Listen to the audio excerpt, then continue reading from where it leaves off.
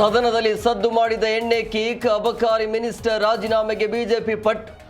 Pen drive ಪ್ರದರ್ಶಿಸಿ ಸರ್ಕಾರದ ವಿರುದ್ಧ ಅಶೋಕ್ ಕಿಡಿ.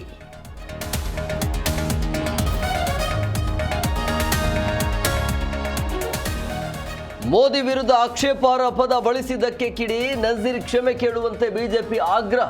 ಪರಿಷತ್ನಲ್ಲಿ ಕ್ಷಮೆ ಯಾಚಿಸಿದ ಸಿಎಂ ರಾಜಕೀಯ ಕಾರ್ಯದರ್ಶಿ.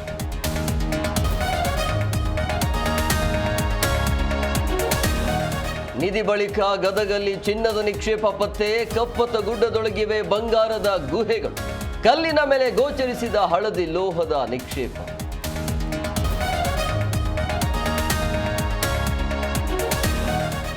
ಲೋಕಸಭೆಯಲ್ಲಿ ಡೆಸ್ಟಿನಿ ಬುಕ್ ಕೋಲಾಹಲ. ಸ್ಪೀಕರ್ ಮೇಲೆ ಪೇಪರ್ ತೂರಿದ 8 ಸಂಸದರು ಅಮಾನತು.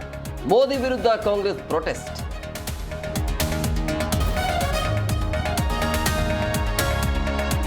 ಭಾರತ ಅಮೆರಿಕ ಸುಂಕ ಸಮರ ಅಂತ್ಯ. 25ರಿಂದ 18ಕ್ಕೆ ಟ್ಯಾಕ್ಸ್ ಇಳಿಸಿದ ದೊಡ್ಡಣ್ಣ. ಷೇರುಪೇಟೆಯಲ್ಲೂ ಭಾರೀ ಚೇತರಿಕೆ.